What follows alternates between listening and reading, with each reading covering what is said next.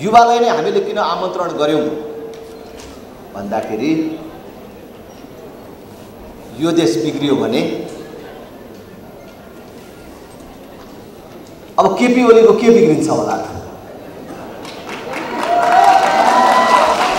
यो देश बिग्रियो भने शेरबहादुर देउवाको के बिग्रिन्छ होला अथवा प्रचण्डको के बिग्रिन्छ होला? यो देश बिग्रियो भने तपाईं युवाको भविष्य बिग्रिने वाला छ। केपी ओली उहाँको नाम बडो आदरपूर्वक लिन चाहन्छु। अहिले देशको प्रधानमन्त्री हुनुहुन्छ, तर केपी ओलीलाई अहिले 14 महिना कि कति प्रधानमन्त्रीको पालो बाँकी छ। 14 महिना होइन, बाँकी सबै अवधि दियो भने पनि यो देश बन्नेवाला छ त? कि शेरबहादुर देउवालाई ल्याएर बाँचुन्जेल प्रधानमन्त्री बन्न दिँदा चाहिँ यो देश बन्छ त? बाँचुन्जेल घाटमा पुगिन्जेल प्रधानमन्त्री बनायो भने पनि यो देश बन्नेवाला होइन, सब बर्बाद हुनेवाला छ। यो नाथे गणतन्त्र 2 दशक पुगेको छैन। शान्तिपूर्ण ढङ्गले नै हामी लाखौं जनता सडकमा आयो भने एकै दिनमा समाप्त। हामीले एउटा ढुङ्गा हान्नु पर्दैन।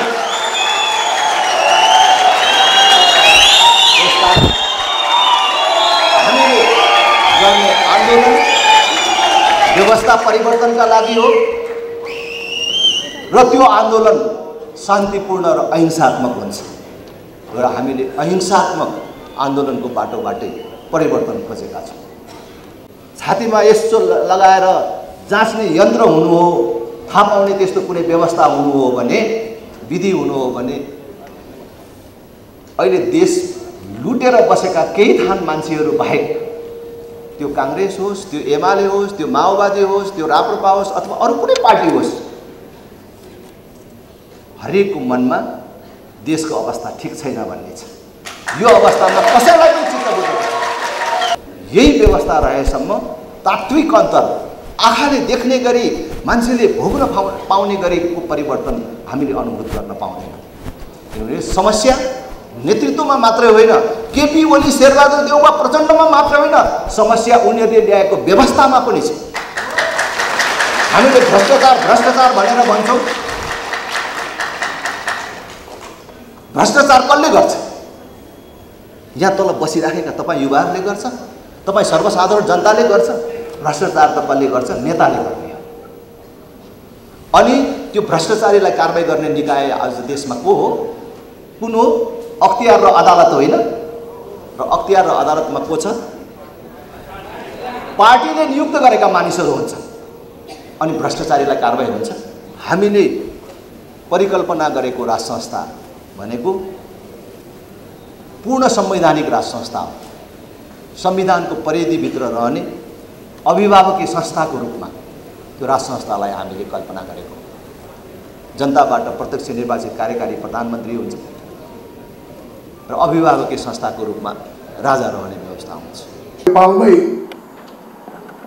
राम्रो एजुकेसन, राम्रो शिक्षा दिने स्कुलदेखि लिएर युनिभर्सिटीसम्म हामीले बनाउन सक्यौँ भनेदेखिलाई हाम्रो देशको विद्यार्थीहरू विदेश जान पनि सकेका भनेदेखिलाई हाम्रो देशको जो अत्यन्त सुन्दर देश छ, हावापानी सबै कुरा गर्दाखेरि नेपाल चाहिने विदेशी पनि नेपालमा विद्यार्थीहरू आउन सक्दछन्।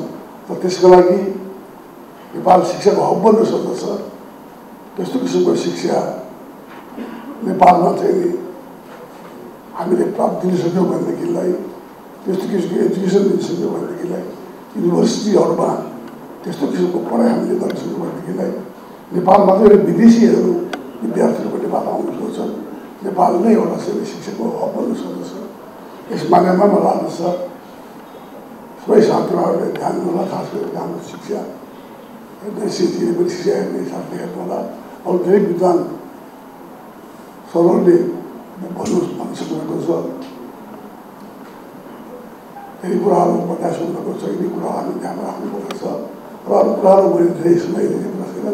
म त्यस्तो विद्वान पनि होइन। तर एउटा कुरा के भनिन्छ भने अहिलेको बेला शिक्षा नै महत्त्वपूर्ण कुरा हो। त्यसकारण चाहिँ शिक्षालाई प्राथमिकता दिनुपर्छ। पार्टीले दिन्छ। शिक्षा मन्त्रीले राम्रो कुरा गर्नुहुन्छ भने शिक्षालाई के गर्ने भनेर कुरा उठाउनुपर्छ। त्यसै कारण मलाई हामी फेरि लामो समय पनि दिन चाहन्न। यो शिक्षा अत्यन्तै महत्त्वपूर्ण पर्छ हाम्रो देशको लागि, भोलिका सन्ततिलाई बनाउँछ, एकातिर पीढीलाई अर्कोतिर हाम्रो देशमा एउटा शिक्षाको हब बन्न सक्छ।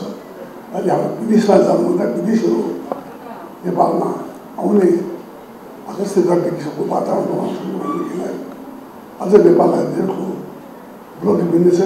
अझै पनि केही युनिभर्सिटी जस्तो क्युमै छन् होइन, तर ती युनिभर्सिटीलाई कसरी व्यवस्थित गर्ने, उच्च शिक्षालाई कसरी व्यवस्थित गर्ने, मेरो भनाइ चाहिँ के हो भन्दाखेरि आवश्यकता पर्छ भने छलफल गर्नु सरहरू। दुईवटा कुरा एकदम गम्भीरतापूर्वक लागेको छ। एज ए मन्त्री होइन है, एउटा एज ए मन्त्रीले बोलेको कुरा नीतिगत हुन्छ, त्यसैले यो मेरो मन्त्रीको हैसियतले होइन, एउटा शिक्षा क्षेत्र राम्रो बनोस् भन्ने एउटा विद्यार्थीको हैसियतमा मैले दुईवटा कुरा चाहिँ देखिरहेको छु। के हामी यसै गरी चाइनिज इन्डियनहरूले जस्तो कोलाबोरेसनमा हाम्रो विदेशबाट युनिभर्सिटीहरूलाई आऊ भनेर ल्याउन सक्छौँ? छलफल गरौँ, यो डिस्कसन होस्। किनभने हामी रोक्न चाहन्छौँ हाम्रो युवालाई। मेरो सचिवालयमा काम गर्ने भाइको दाजुको छोरो आइटीमा डिप्लोमा गर्न पास छैन, 50,000को जागिर खायो, पार अलि ट्यालेन्ट थियो, अहिले 70,000 पुग्यो, तर उसले अमेरिका जाने प्रोसेस सुरु गरिसक्यो। उसलाई तपाईँ हामीले कतिपय प्राध्यापक साथीहरूको 70,000 तल पुग्दैन होला। भर्खर ग्रेजुएट गरेको मान्छेले 70,000 हार्ड क्यास दिइरहेछ, तर बस्दैन देशमा हो। यो पुस्तालाई कसरी राख्ने यो देशमा? हाम्रो उच्च शिक्षाले यी पुस्ताहरूलाई सम्बोधन गर्नुपर्छ। त्यो सम्बोधन गर्ने उपायहरू के हुन्छन् मलाई अहिले त्यो धेरै थाहा छैन, केही कुरा मनमा लागेको छ, तर यो सरहरूले उपाय दिनु है। हामी हाम्रो पुस्तालाई यही पुस्तालाई यो देशमा टिकाउन सकेन भने त देशको अस्तित्व त रहँदैन। त्यसैले उच्च शिक्षामा साँच्चै गम्भीर भएर चिन्तन गर्नुपर्ने, छलफल गर्नुपर्ने कुराहरू धेरै छन्।